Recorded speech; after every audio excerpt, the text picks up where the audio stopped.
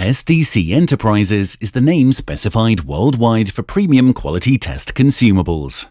Manufactured in accordance with BS, EN and ISO standards, SDCE's comprehensive range of products for color fastness, physical testing and light fastness tests help to guarantee the quality of your textiles time and time again.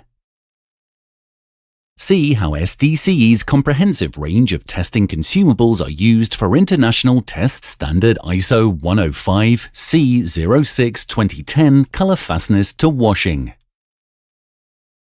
Cut the test specimen to 10 cm by 4 cm using a metal ruler for accuracy. Be sure to retain a piece of the original fabric of roughly the same size for comparison at the end of the test. Size does matter. It's important that the sizing of the test specimen and the adjacent fabric is as specified by the standard. Regulation of size allows us to control the potential dye stuff released from the test specimen and the propensity of the adjacent fabric to receive this dye. The use of a template is not advised. This could lead to the marker material being introduced to the specimen, potentially modifying the result. Most textiles provide natural guidelines in the form of warp and weft threads, or courses and wales in knitted qualities, and cutting along these lines should be perfectly adequate for accurate cutting. Make sure your preparation area is as clean and clear as possible to avoid the potential contamination of the specimen from other substrates or soiling. Cut a piece of SDCE Multifibre DW for use as your adjacent fabric. SDCE's Multifibre offers a broader range of staining results thanks to its combination of 6 single-fibre adjacent fabrics.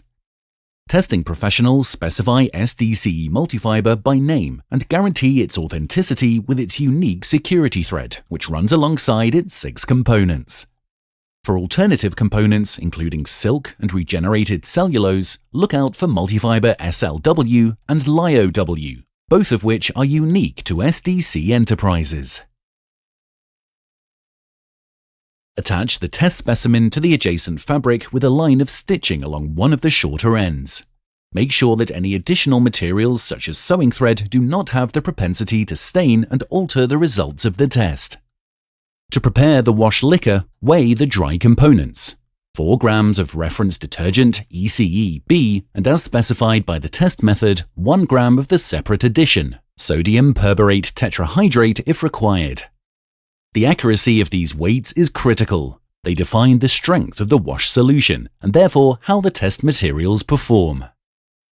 Selecting the right detergent is easy with SDCE. Thanks to our comprehensive range of phosphate, non-phosphate, industrial and domestic detergents as specified by international textile test standards. Our detergents benefit from a unique higher density formulation with improved dissolve rates, a reduced storage volume and most importantly, guaranteed consistency against master batches time and time again. To make the wash liquor, accurately measure 1 liter of deionized grade 3 water.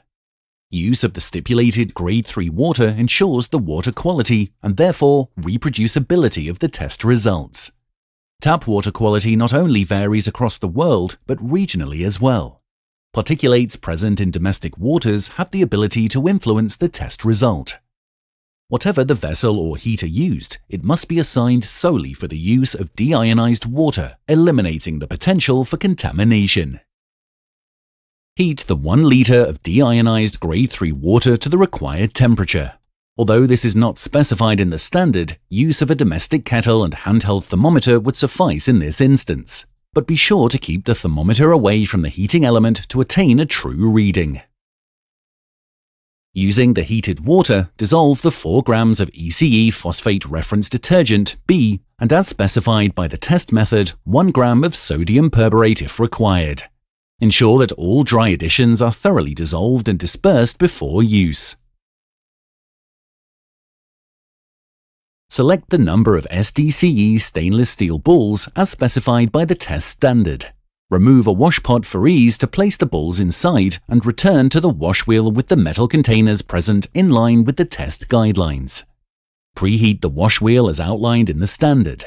This test requires a preheated temperature of 50 degrees Celsius. As it's critical to the attained test results, it's good practice to check the temperature of the water bath with an independent thermometer. Measure out the required amount of wash liquor. When the correct quantity has been measured, remove a wash pot from the wash wheel and carefully pour the solution in. Add the test sample to the wash pot and return it to the wash wheel. It's worth noting that the wash pots, lids, and seals should be clean prior to use. It's also paramount that they have not picked up any water during the preheat stage and that they are thoroughly dry. This eliminates any potential for cross-contamination from previous testing or any watering down of the wash solution. The test should then be run at 40 plus or minus 2 revolutions per minute for the time specified in the test methodology. Time and test speed can have a significant influence on results and should be confirmed by in-house methodology or the use of external calibration. After the test duration, remove the wash pot from the wash wheel. Using a pair of tongs, carefully remove the sample from the pot to begin the rinsing process. Remove the sample from the container and put it in 100 milliliters of deionized grade 3 water, which should have been preheated to 40 degrees Celsius. It's good practice to have the containers and water ready to avoid any unnecessary delays in the procedure. Stir the sample in the water for 1 minute. Repeat this process in a second container of the deionized water, stirring again for a full minute. Take the sample out and open it up so that there is no contact between the specimen and the multifibre. The sample should now be dried on either a clean, dry surface or a rack until it's completely dry to the touch. Drying temperature and time is an often overlooked critical factor.